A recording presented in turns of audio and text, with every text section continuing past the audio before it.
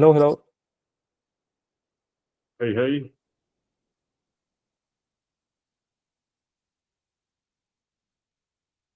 All right, let's get started. Is anyone from Gateway here? Yes. Sergey from Gateway here. From updates from Gateway are first off, RPC continue working fine with latest updated versions of execution layers. We also continue implementing batch rate limits, and from next week we will start working on consensus layer, proxy. Yeah, that's it. Consensus layer proxy. Thank you. Anything from Shutter? Well, I can give a Nethermind update. So the main Shutter PR has been merged, but we're still working on a few P2P improvements. So flood sub has been implemented, and the connection is more stable and reliable. But we're adding some more features, like notably peer exchange, which should be useful when there's more nodes. And also some keys are still not received in time, so we're investigating that. So yeah, the focus just on P2P at the moment.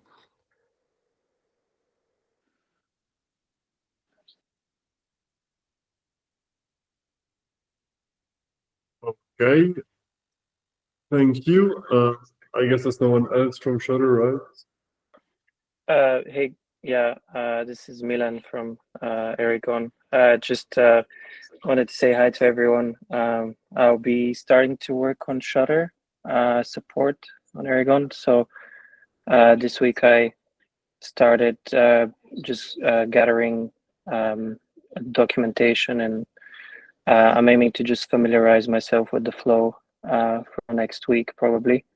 And then we'll start thinking about adding it to Erigon. But yeah, that's all on my side. Awesome. Well, welcome. Thank you. Yeah, so for testing, Hive tests, any new? Hi, regarding Hive, last week we mostly focused on CI improvements. Previously we had about 10 different workflows, and now I merged all of them into one big matrix workflow. Yeah, that's it for Hive. Okay, but for Ethereum such tests? No updates from Marcus. Is Marcus here now?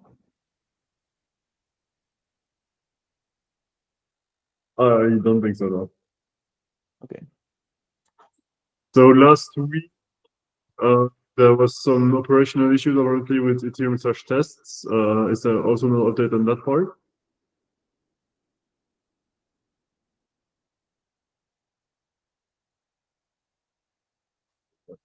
All right.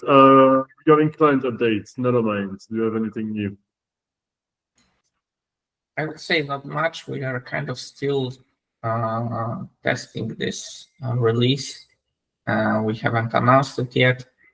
And what else? We're still pushing for Pectra.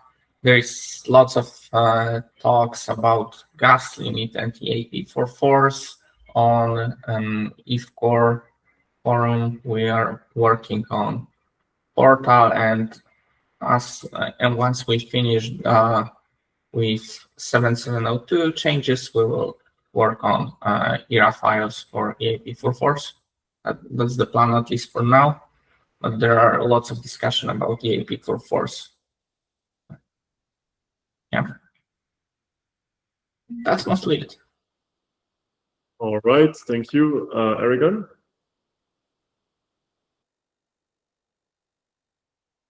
Thumbs up, maybe? No updates in particular.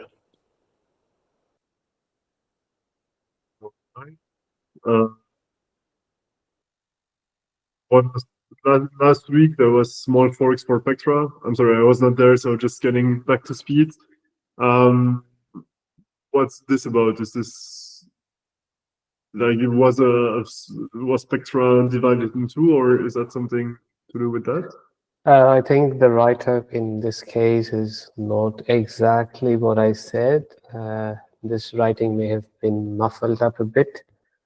Last week update, it was mostly regarding the decision to go forward with the latest release version of Erigon 2 and backporting the changes of Pectra onto it, and then have a release for Erigon 2 for Pectra going forward. But right now, to focus on the Pectra DevNet 4 on Ethereum that we have, and then start there. Try to stabilize Erigon 2 for Pectra as well, now that there are going to be 2 forks of Erigon, of Pectra. So for the first fork, we are definitely going for an Erigon 2 release as well, so as not force users to upgrade to Erigon 3 directly. So Andrew from our team is busy merging back the Erigon 3 changes back to Erigon 2 for Pectra. But there will be a version for Erigon 3 as well. It will just not be the official one. So in the official capacity, we'll just go for Erigon 2 as the main release for stable users. And if by the time, if there is any delay, for instance, in Pectra, then we might give out a release version of Erigon 3 that would be going in parallel with Erigon 2. So that was the gist of what I said last week. Okay, so that's because Erigon V3 would not be ready in time, like the stable version at least for Pectra then. Well, the reasoning was that, so me personally, when I brought up this topic in our offsite meeting 2 weeks ago, the thinking was that, Gnosis, for instance, may not benefit all that much from Erigon 3 comparatively, and to force every user to have like 64 gigs of memory and all that stuff just to be able to run Erigon 3 as soon as the next hard fork comes in is slightly unfair. Number 2 is, as of today, we do not have a perfectly working beta release even for Erigon 3. There are still some rough edges, not to say that it's not working, but I'm just saying, like, if a fork was to happen in 2 months, I mean, if a fork was to happen in 3 months, you would be betting your release, whichever comes out in a month's time or so, and you would want it to be rock solid stable, but it is not. So since there is going to be a small Pectra fork or a split Pectra fork right now, so we would go forward with an Erigon 2 version as well. So there is no pressure on the users to upgrade hardware or to ask questions like, is it 100% working? Are there any issues? What is the upgrade procedure, and so on? Since we have like limited time and a limited number of team members who can actually pull it through, so we are not risking it, because we know that Erigon 2 is already working, so why not just backport it and have 2 releases instead of 1? Okay, perfect. Sounds good. So when is the first Pectra fork planned for now or expected? That's a political question. It's beyond my scope, but we are trying to release Erigon 2 and Erigon 3 version for the next DevNet for now, as soon as possible. Okay, just making sure because I missed that announcement. All right, let's move on to Geth. Hey, yeah, so just to add to what Somnat said, we don't know for sure when the fork is going to be, but I was talking to Pari like a couple of weeks back. by the look of it, we're looking at Q1 2025. Could be before, but it's going to be a very tight deadline because you're going to have Christmas. You're going to have what's that called? DevCon. So yeah, I'm by the look of it, it's Q1 2025 at this time. Can change, but yeah, just that's what we can see. Regarding my update, I just found the issue that had been bogging me down for a while. So being able to do the rebase. So currently it's syncing. So I found there was a rebase issue, of course. Instead of doing the withdrawals once, it was doing it 4 times. So yeah, you would get a different route. It's really a stupid bug, but yeah, that's what happens when you do major rebases. So I'm currently syncing the chain, and then I'm finally going to check if block production works. And yeah, I'll see where I get with that. You have an ETA for sync time? No, I mean, not very precise, but yeah, it should be in the next couple hours. It's a full sync, so full sync since 2 months ago. So yeah, it should definitely not be that long. Okay, perfect. For red now, who's taking this, Elaine or Dev? I'll let Devin take it. Hi. So currently there are some state root mismatch issues between what our client should be producing versus what we are producing. So currently just debugging that. After block 1, right? Yes, I mean currently the blocks aren't producing any transactions. So yeah, I mean after Genesis basically, any block that comes after. Got it. All right. Are there any additional things to add for Pectra?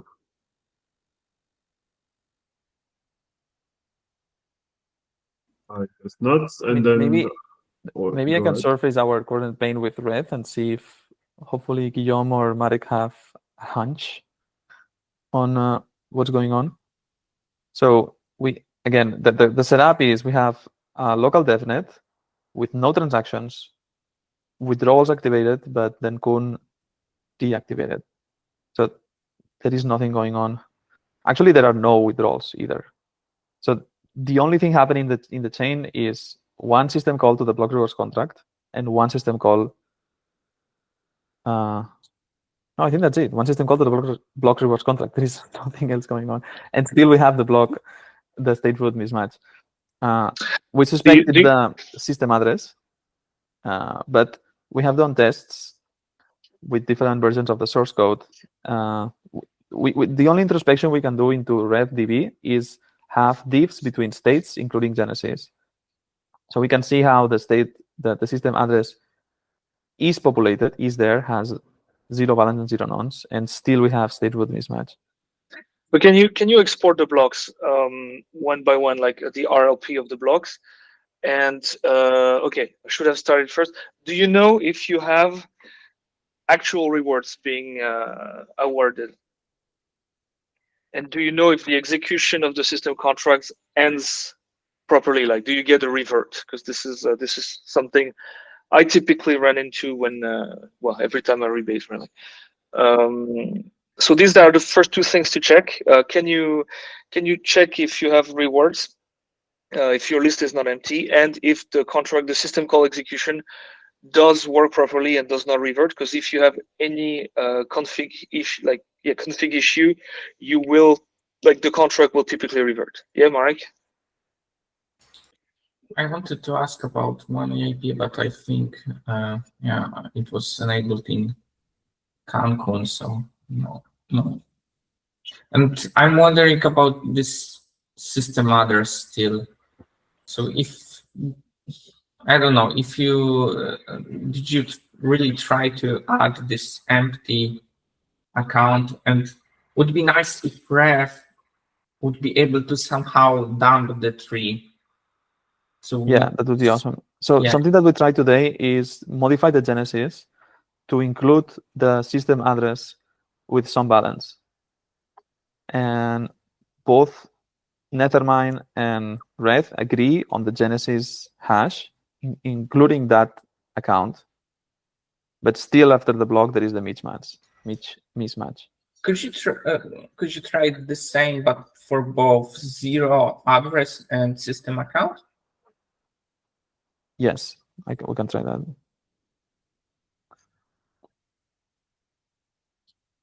So what do you want to check or prove? Just make sure that the Genesis is fine, or what's your suspicion? I want to have in Genesis file a non-zero balance for both zero account, zero address, and system address. And checking this way, just to make sure that, because those two are suspicious addresses, in my opinion. So we can check in this way. Okay. Other than that, I'm wondering, because if we would be able to dump tree in any way from ref, we could, see, okay, ref see this and this amount of accounts, Nethermind see this and this amount of accounts. And another idea, so maybe if it's I don't know what Geth has or Erigon in terms of dumping tree, because we could try not Nethermind but Geth. But I guess we provided everything about our state. Yeah, so regarding your question, we could, in theory, dump this stuff. Like, we don't really have the tooling, but I've done it for Vercol. I can definitely do this for a regular tree. The only thing, or at least we can look into the database as well. The only thing that I'm not sure about is, so far, I'm still not quite sure I can sync Chiado. I can't really, as long as I haven't done that, I don't really want to be taken as a reference. But if this helps, and you provide me with a JSON file for the Genesis, and you can dump the RLP of the few blocks, I can tell you what I find, and I could dump the tree. And then, yeah, you still have the problem that you need to be able to dump the tree yourself, but at least you've got a reference that's clear and yeah, like in clear text. If you're right about this point about not treating Geth as a reference for now, but maybe it will provide value to add ref to this setup, just to check how Geth will behave. Yeah, sure. Yeah, like I said, if you provide me some stuff, I can try to join the network. I just can't promise that, like don't take it as a reference, because there's no guarantee that I'm doing the right thing. So I send you on the chat on Gnosis Core Devs the Genesis JSON and the block 1 as an execution payload JSON. I'm not sure if that's good enough for you. Yeah, I'll have to do some coding, but I guess I can turn that into something. On my scripts, what I'm doing, because we still don't have Ethereum/test, so I have a script that uses the engine API to get blocks from Nethermind and then apply them to Reth. So that's why I'm using the execution payload format. Yeah, no, I see what you're doing. I'm just wondering if we're forgetting something that would change the format of the block. But okay, I'll give it a try, and yeah, I'll get back to you. I mean, if you want, you can look at the scripts. Maybe you can hook up Geth. I mean, the script should just work out of the box. If you just expose the engine API and run against the Genesis I send you, you can just apply the blocks with that method. Yeah, it's not that simple. I mean, I will have to create a JWT. No, Actually, maybe it's all coded on the scripts. Like, okay, well, yeah, I'm on mobile right now. Okay, I'll have a look and I will tell you. Yeah, okay, yeah, I see your links.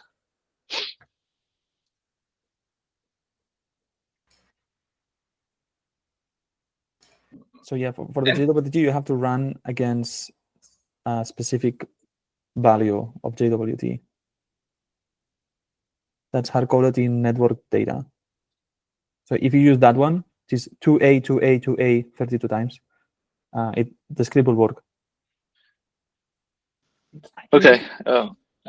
We have like special mode to disable this GWT token just for testing, and that we do not. Right, but Rest did not. So. Okay. Yeah. Do you think, Lion? Because I don't know how we can help more here and what we can do from Nethermind side.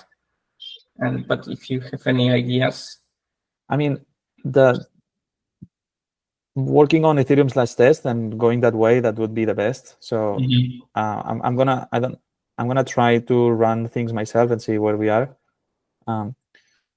because I think progress is a bit slow. Dimitri, didn't you want to explore Ethereum/tests? Yes, I'm waiting for Marcus to finish his PR, and then I will explore. Okay, I will ping Marcus.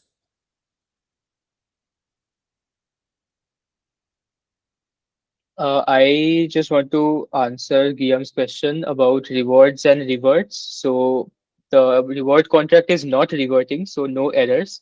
And also we are not paying out any actual rewards. That is, the length of the rewards is 0. So if you can infer anything based on this. Well, if that's more or less what I expected. In that case, the next step would be to check if EIP 158 or 161, which is the real name of the EIP, is activated, because that would tend to delete contracts that should not be deleted if the EIP is not activated. I'm looking at the block. You have an EIP 150 block, which is 0, but you don't. Yeah, EIP 158 is not active. Interesting. So if it's not active, check that REST does not activate it. And EIP 158, okay, sorry, that's the name it's called in Geth, but it's the wrong name. It's EIP 161. It checks for accounts. Like if an account gets read or written to, and the nonce, the balance, and I think the code hash are 0, the account will be deleted. So typically, and that happened to me a lot, there are some accounts on Gnosis Chain that are like this, but should not be deleted. It's only one, right? The system address. Yeah, but exactly. If your system address has 0 nonce, 0 balance, and okay, the code should not be 0, but just in case it is, it should be deleted. It will be deleted. I mean, that's an easy thing to check, right? Yeah, so that's why we try with having the system account with non-zero balance in the Genesis, but still we got the mismatch. Okay. Okay, well then that's not it. Yeah, I have to do some conversion for your Genesis alloc, but I'll try to run it and tell you what happens. So I have the same Genesis in Nethermind's format and this format, whichever is most convenient to you. The Nethermind formats. Okay. Then Lion, try this one more account, and because I don't remember exactly, but I have a feeling that I have seen 2 empty accounts in the dump tree. I can take a look later, but yeah, let's try with this 0 account, and then we will see. What's the other account you suspect? 0, 0, and system account. Those okay, yeah. Okay. So we will run again, having non-zero balance on both, and see what happens.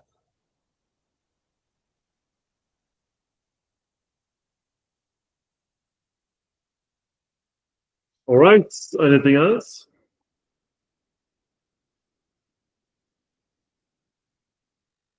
I guess that's it then. Yeah. So see you. Thanks for joining, and see you next week. Yep. Bye. Thank you. Bye. Bye. Bye. Bye.